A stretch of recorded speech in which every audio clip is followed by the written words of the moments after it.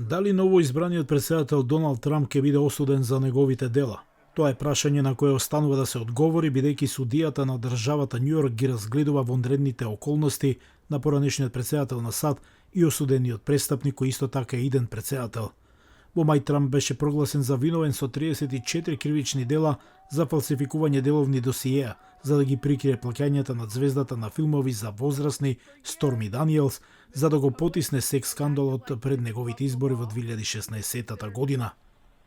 Изрекувањето на пресудата на Трамп за тој случај беше одложено повеќе пати, а неговата изборна победа претходно овој месец фрли дополнителен сомнеж во правните постапки. Really, the core of this is to find out whether or not Trump's sentencing is going to move forward at all. And that includes whether it will happen before he takes office, whether it will happen after he takes office, or whether his case will just be dismissed. Одбраната на Трамп тврди дека значајната одлука на Врховниот суд во јули му дава председателски имунитет и дека случајот треба целосно да биде отфрлен.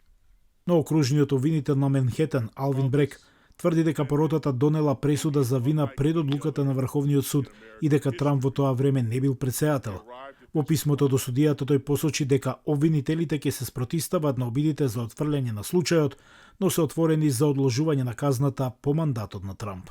If Juan Merchan decides that he agrees with the prosecutor's suggestion as a possibility, then he would engage in what might be termed an equitable stay of proceedings in light of the extraordinary circumstances of the defendant becoming a president of the United States, and he would effectively stay the case until 2029 after Donald Trump steps down from the presidency. Случајот не е единствениот со кој новоизбраниот председател мора да се бори. Има и два други федерални случаи покренати од специјалниот советник Джек Смит, во еден од нив за погрешното постапување со доверливи документи и уште едно за мешање во изборите. Наводно се оставаат на крај, бидејќи долгогодишната политика на одделот за правда наведува дека актуелните председатели не може да бидат обвинети за кривично дело. Сепак случајот за мешање во изборите во Џорџија не спаѓа под федерална юрисдикција. Technically, the state of Georgia is free to proceed unencumbered by the DOJ policy. But can they?